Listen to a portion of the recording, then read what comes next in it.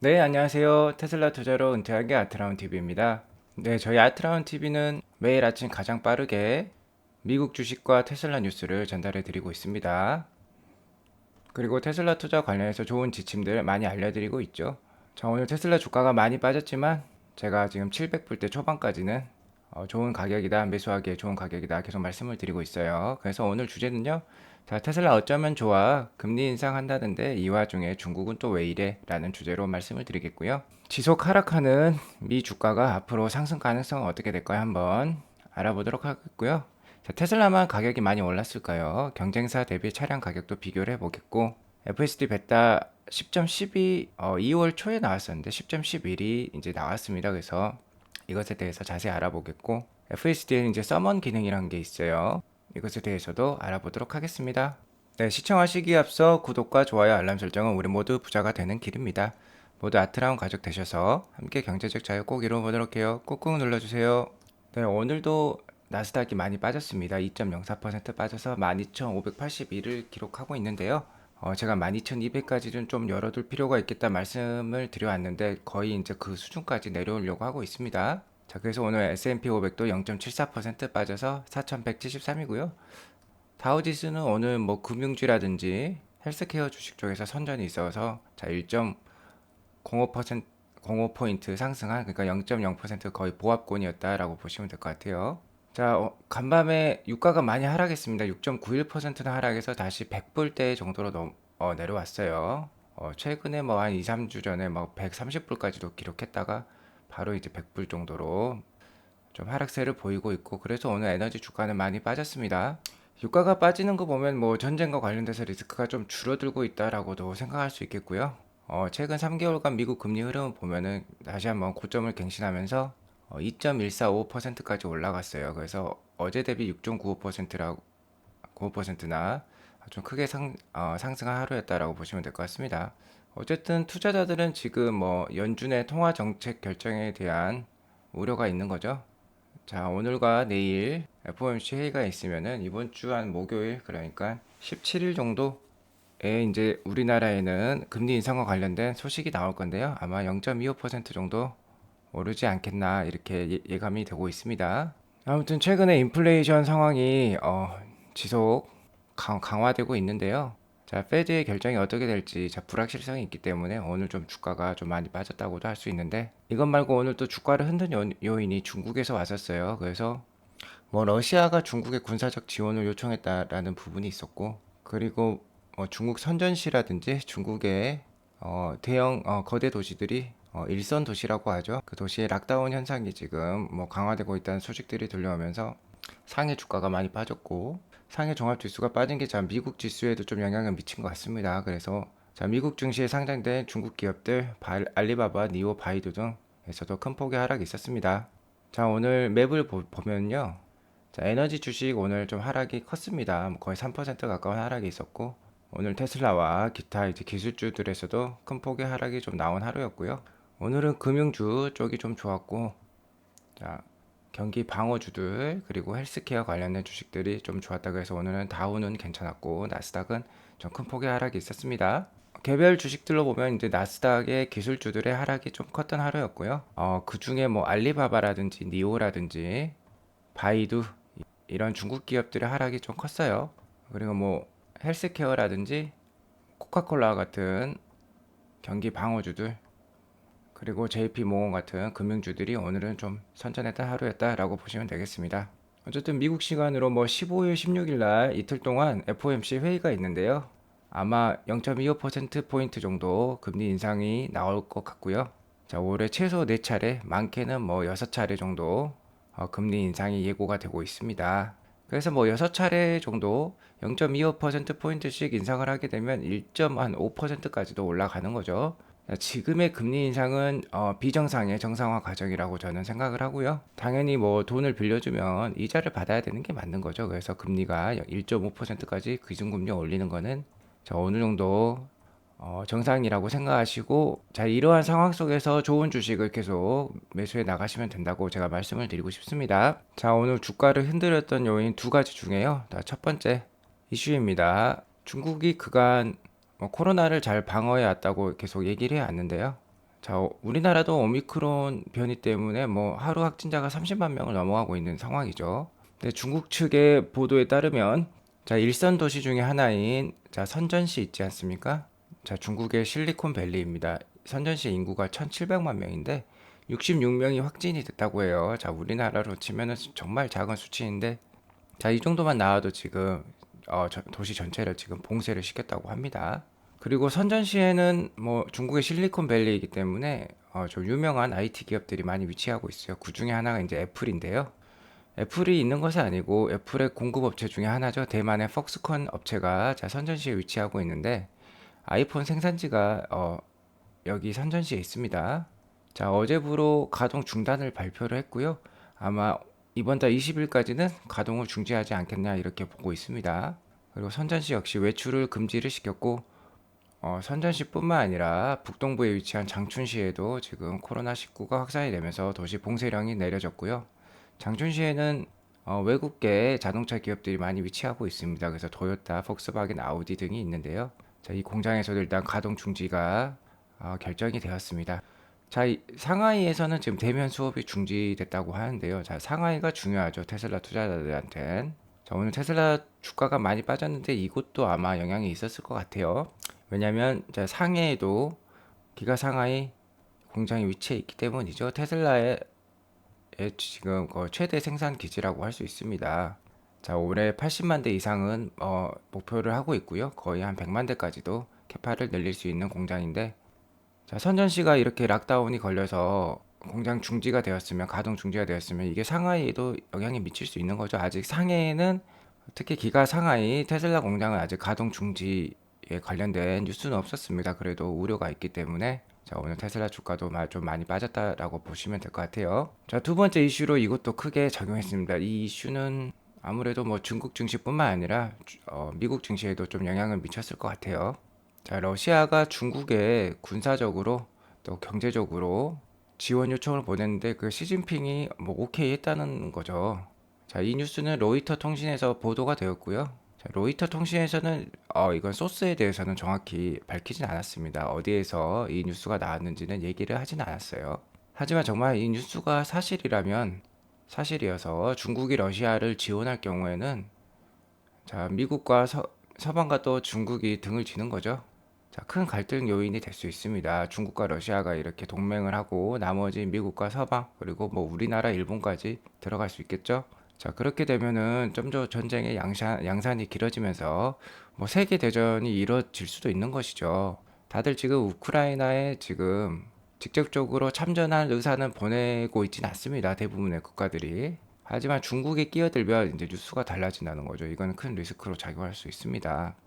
그래서 제이크 설리번 백악관 국가안보보좌관이 중국의 러시아 지원 가능성에 대해서 우려감을 표시를 했고요. 중국이 러시아를 도울 경우 분명히 대가가 있을 것이라고 또 중국에 전달하고 있다고 경고를 했다고 합니다. 자, 이에 대해서 중국 측 반응은 어불성설이라는 거죠. 이에 관해 들어본 적이 없고, 자, 이런 거는 가짜 뉴스다. 우리는 뭐 러시아를 군사적으로 특히 군사적으로 도울 의향은 없다라고 얘기는 하고 있고요. 러시아 측에서도 자, 우크라이나에서 모든 목표를 완수하기 위한 충분한 군사적 자원이 있다. 그러니까 중국의 군사적 도움은 필요 없다. 우리 힘만으로도 할 수 있다라고 얘기를 하고 있죠. 뭐 러시아는 군사적으로는 거의 미국, 뭐 중국 그 다음 수준이라고 할 수 있겠죠. 중국과 비슷한 수준입니다. 군사력은. 자, 어쨌든 이게 가짜 뉴스든 진짜 뉴스든 이렇게 백악관 국가안보보좌관이 이렇게 얘기할 정도니까 뭐 어느 정도 그렇게 가짜 뉴스라고까지도 할 수도 없을 것 같아요. 물론 이제 러시아가 중국에 요청은 당연히 할 수 있겠지만 중국의 향후 결정이 중요하겠죠. 자, 아무튼 이런 뉴스들은 미국 증시에도 안 좋지만 테슬라에게도 상당히 안 좋다고 볼 수 있습니다. 자, 그렇게 해서 어제 중국 증시도 큰 폭의 하락이 있었어요. 상해 지수도 2.6% 빠졌고 자, 홍콩 증시죠. 항생 지수 4.97%도 빠졌습니다.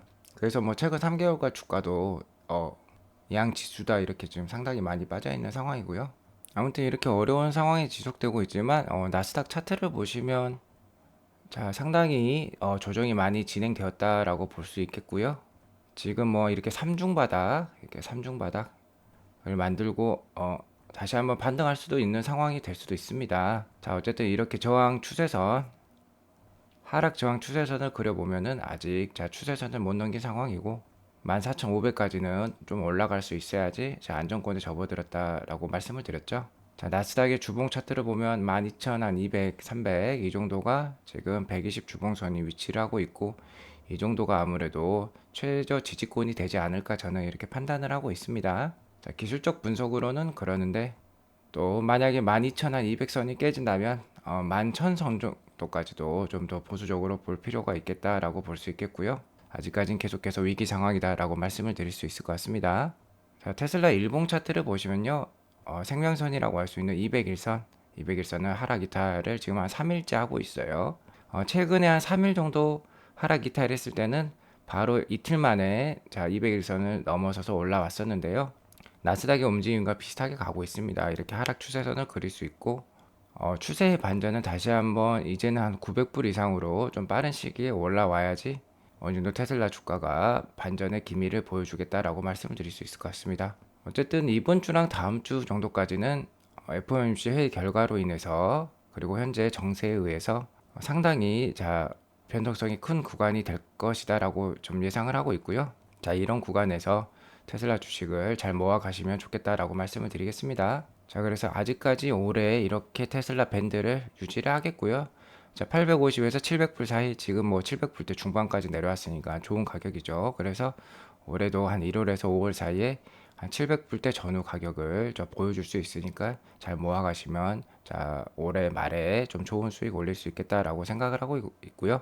혹시나 뭐 600불대 500불대 숫자가 나온다면은 자 이렇게 큰 위기 상황을 자초하지 않은 상황이라면 뭐 생활비나 대출 등에 큰 위기가 없다면은 이런 주가는 짧게 보였다가 바로 급반등할 수 있는 충분한 주가대이기 때문에 그냥 해맑게 웃고 넘기시면 좋겠다라고 말씀을 드리겠습니다. 자 오늘 테슬라 관련 뉴스 한번 시작해 보도록 하겠습니다. 자 지금 보시는 편은요. S&P 500 그러니까 미국 증시를 대표하는 지수이죠. 이 지수에 1928년부터 2022년까지의 가장 안 좋았던 수익률을 기록했던 구간 48일간 기록했던 구간을 뜻하는 겁니다. 그러니까 이 구간 하나하나가 48일간의 최저의 수익률을 보여주고 있는 거고요. 2022년 최근에 이 48일 그러니까 거의 한 3개월 정도 되겠죠. 20일씩 영업일수로 따지면 최근 3개월 그러니까 최근 3개월에 2022년에 S&P 500의 수익률이 마이너스 11.8% 정도니까 역대 거의 4위 규모의 최저 수익률이다라고 보시면 될 것 같고요. 가장 안 좋았던 때가 2009년 역시 리먼 사태, 금융위기 사태죠. 이때가 16.9%나 하락을 했었네요. 48일 동안. 자, 그래서 지금의 하락도 역대 거의 최저 수준의 역대 4위급에 해당하는 수준이고요. 자, 이렇게 큰 하락이 나왔을 때 그 한 49일째부터 올해 말까지 그 해 말까지의 주가 상승률을 보니까 자 1위부터 3위까지 상당합니다. 48.5%, 37%, 64.6%가 상승했어요. 그리고 5위, 6위도 뭐 62%, 뭐 28% 그러니까 거의 30% 이상 정도 평균적으로 상승을 했으니까 자 지금도 그렇게 올라가지 말란 법이 없는 거죠. 그래서 지금이 얼마나 주가가 싸다는 거 우리가 알 수 있었고요. 다만 이런 구간들 중에서 자 15개 구간들 중에서 한 두 번의 경우가 마이너스가 났었습니다. 그래서 2008년 금융위기 때가 가장 좀 심했네요. 자 이렇게 예외의 경우도 있지만 올라갔던 적이 훨씬 많았다. 그러니까 좀 더 긍정적으로 보실 필요가 있다. 지금의 하락을 잘 활용하셔가지고 연말까지 잘 들고 가시면은 그래도 뭐 거의 30% 가까운 수익도 충분히 날 수 있겠다라고 그렇게 예상을 해보겠습니다. 참고하시기 바라겠습니다. 자, FSD 베타 버전 10.11이 나왔습니다. 최근에 가장 마지막에 있었던 업데이트가 2월 초에 있었어요. 그때가 FSD 베타 10.10이었죠. 그래서 뭐 고객 테스터들 현재 약 6만 명 정도가 10.10에 대해서 평가를 하고 있고 그게 계속 테스트를 했고요. 일단은 10.11은 지고내기만 배포를 하고 안정성 검증이 되면 또 고객 테스터들 6만 명들에게도 업데이트를 한다고 합니다. 자, 일론 머스크의 의견에 따르면요. 벡터 레인이 자, 중요하다고 얘기를 하고 있습니다. 자, 벡터 레인, 이거 레인은 이제 차선이죠. 차선을 AI가 판단해서 스스로 그려나가는 그런 과정이라고 보시면 될 것 같아요. 그래서 이번 업데이트 핵심을요, 다른 차량의 회전이나 합류 위치를 보다 정확히 판단해서 자, 테슬라 차량의 불필요한 감속을 줄이는 것이다. 그리고 차선이 불명확하거나 지도가 부정확하더라도 사선 및 신호와 다른 차량을 보다 정확하게 예측하는 능력이 향상되었다는 거죠. 자, 예측이란 말이 많이 들어가고 있습니다. 그러니까 AI의 상황 판단력 그리고 결정하는 능력 이런 게 좋아졌다는 거죠. 그러니까 테슬라 AI의 머리가 더 똑똑해졌다는 걸 뜻합니다. 그래서 일론이 이번 업데이트가 성공적이면요. 그간에는 뭐 안전 점수 그러니까 98.99점 거의 최고 점수를 받은 사람에게만 FSD 베타를 제공을 했었는데요. 자, 그 제한선을 좀 더 낮춰서 95점 이상 득점한 운전자들에게까지 접근성을 낮춘다고 합니다. 그러니까 더 많은 사람들이 테스터로 이제 할 수 있다는 거죠. FSD 베타를 쓸 수 있다는 겁니다. 그리고 캐나다에서도요, FSD 베타가 곧 시작한다고 합니다. 네, 캐나다는 아마 좀 더 점수가 높은 사람들에게 먼저 보급이 될 것 같고요. 그리고 일론 머스크는 올해 말에 자율주행 레벨 4를 달성하겠다고 얘기를 하고 있죠. 아마 이제 FSD 베타 11이 나오면은 그게 아마 레벨 4까지 또 갈 수 있는 그런 자율주행 기술이 될 것이다 라고 저는 그렇게 일단 생각을 하고 있고요. 어쨌든 지금은 레벨 2입니다. 레벨 2 드라이버 왜냐면은 대부분의 책임이 운전자에게 있다는 거고 레벨 4가 되면 자동차에게 더 책임이 있어지는 거고 아마 거기에 더불어서 테슬라 보험이죠. 보험까지 한 번에 이제 같이 들어가는 그런 비즈니스 구조를 가질 것이다 라고 저는 판단하고 있습니다. 어쨌든 좋은 뉴스죠.